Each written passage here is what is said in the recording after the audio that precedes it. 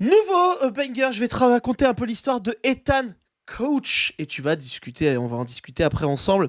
Ethan Coach est un jeune Texan de 16 ans et devenu tristement célèbre en 2013 après un accident tragique. Ouais. En juin de cette année-là, Ethan conduisait en état d'ivresse avec trois amis dans son camion après avoir volé de l'alcool dans un magasin. Sa conduite irresponsable a causé un accident qui a tué 4 personnes. Horrible, hein. Il y a eu un procès. Alors si je te dis ça, c'est que il y a eu un petit truc en plus. Il y a eu un procès. Et lors du procès, Ethan a plaidé coupable à plusieurs chefs d'accusation. Mais c'est sa défense qui a choqué le monde parce que ses avocats ont introduit le concept de l'affluenza. Alors qu'est-ce que c'est? Un terme utilisé pour décrire une personne tellement riche et privilégiée qu'elle n'a jamais appris la différence entre le bien et le mal. Selon eux, Ethan était un produit des parents trop indulgents et un style de vie luxueux où il n'avait jamais été tenu responsable de ses actes. Incroyable, car le juge a accepté cet argument et a condamné Ethan à 10 ans de probation et d'une cure de désintox plutôt qu'à une peine de prison. Voilà. Bon,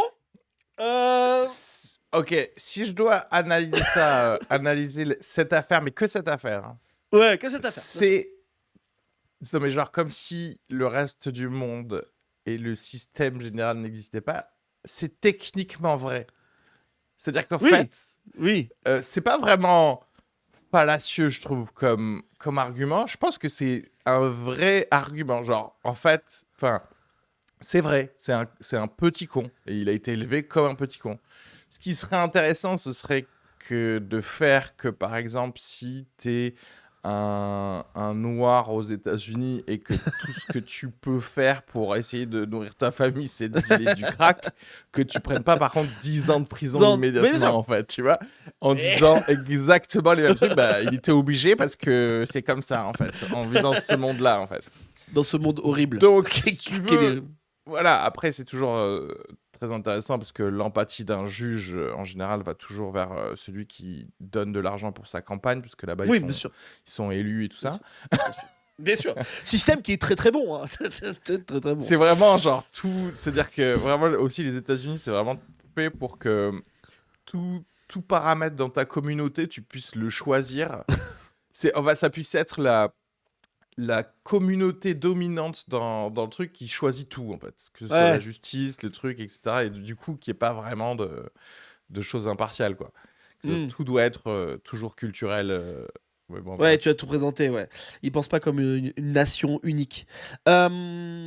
Moi, je me dis, et du coup, pourquoi ils ont pas mis en prison les parents? Parce qu'en fait, faut bien qu'à un moment, il y a quand même 4 personnes qui sont C'est vrai mortes. que du coup, il faut Tu une vois conséquence. C'est-à-dire Faut qu'en une fait, c'est vrai que conséquence. si tu dis ça, tu dis, bon, bah, à ce moment-là, vous. Ouais, mais du coup, ils vont dire la même chose.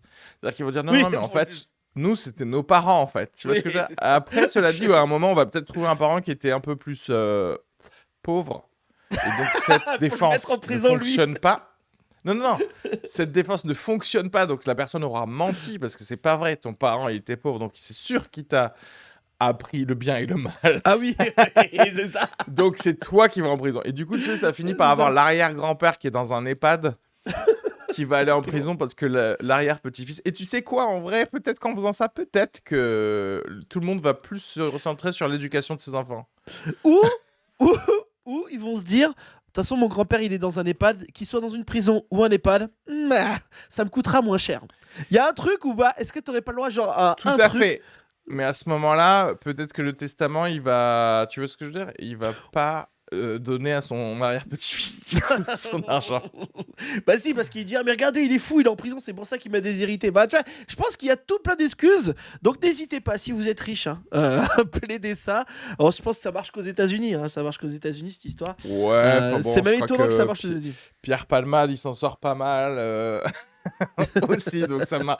C'est-à-dire qu'ici, il n'y a même pas besoin de plaider quoi que ce soit, tu vois ce que je veux dire? Les avocats, ils n'ont pas vraiment besoin de bosser, ils ont juste besoin que les médias parlent plus de ton affaire pour que, au final, tu t'en sortes tranquillement. Alors, il y a une petite suite à cette affaire. Ethan a de nouveau attiré l'attention en 2015 après avoir agressé sexuellement. Ah non, pas du tout. Après avoir violé les conditions de sa probation en étant filmé lors d'une fête avec de l'alcool. Et il a décidé de fuir avec sa mère, Tanya Coach, qui apparemment l'a mal éduqué, mais elle peut partir avec lui. Ils se sont enfuis au Mexique où ils ont été retrouvés et arrêtés dans la ville de Puerto Vallarta. Ethan a été extradé aux États-Unis et a été condamné à 2 ans de prison pour violation de probation. Il a même pas été condamné parce que il a tué 4 personnes, mais il a été condamné pour violation de Si, probation. oui, mais l'approbation vient du fait des 4 Oui, personnes. mais donc Mais, du coup, ça veut dire que tu prends 2 ans pour 4 personnes. Mais non, il n'a pas pris 2 ans pour 4 personnes. Pour les 4 personnes, c'était 10 ans de probation. Mais ça veut dire quoi cette probation? Ouais. Parce qu'apparemment, donc il n'avait pas le droit. Donc pendant 10 ans, tu n'avais pas le droit d'aller à des fêtes pour Ouais, boire c'est de ça. l'alcool. C'est ça sa C'est probation? ça. Oh la vie de merde. J'avoue que peut-être en vrai, c'est un peu chiant quand même. Tu préfères faire quoi? 2 ans de prison ou 10 ans sans teuf? C'est ça l'histoire. Après, il peut aller dans une teuf. parce que là, il Franchement, buvait l'alcool. peut-être 2 ans ferme si bonne conduite, ça fait 1 an. Je préfère ça plutôt que 10 ans sans teuf, quoi. Mais non, mais là, il peut aller faire des teufs, mais il peut pas boire de l'alcool. C'est ça le truc. C'est qu'il a bu de l'alcool. Donc en fait. Ouais, d'accord, attends, ok, moi, génial. Donc en fait, moi, je préfère. va faire une teuf avec sobre. T'as l'impression- Ouais, bah ça s'appelle vivre en France, mon pote. Alors, non, mais du coup. Comment ça, vivre en France? bah, Faire c'est une qu'en fait, teuf tu- sobre? Pas moi- du tout, oui. Moi, tu sais, j'ai l'impression de voir tout le monde qui s'amuse. Tu sais, je vois Internet, tout le monde s'amuse.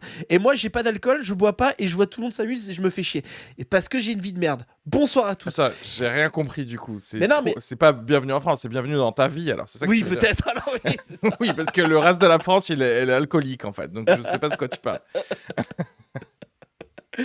Alors la suite, hein, Ethan Koch a été libéré en prison en 2018 après avoir purgé sa peine. Depuis, il mène une vie discrète, mais son nom reste associé à un symbole d'injustice et privilégié pour les nombreuses personnes. Il a quand même tué 4 personnes à chaque fois, je le répète. Quant à sa mère, elle a continué d'avoir des démêlés avec la justice pour des infractions liées à sa liberté conditionnelle. Voilà.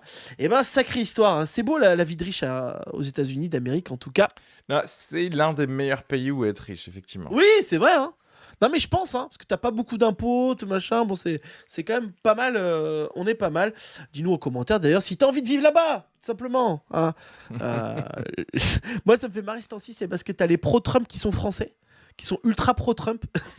Moi, ça me fait trop marrer parce que bah, t'es français, mec, tu peux pas être pro-Trump. Enfin, tu vois, c'est difficile. Tu peux pas. Et t'aimerais pas que Trump arrive en France parce que toi, t'acceptes. Enfin, à chaque fois, je trouve ça toujours étonnant. Bref. Ça y est, c'était ce que tu avais à dire? Ok. Ouais.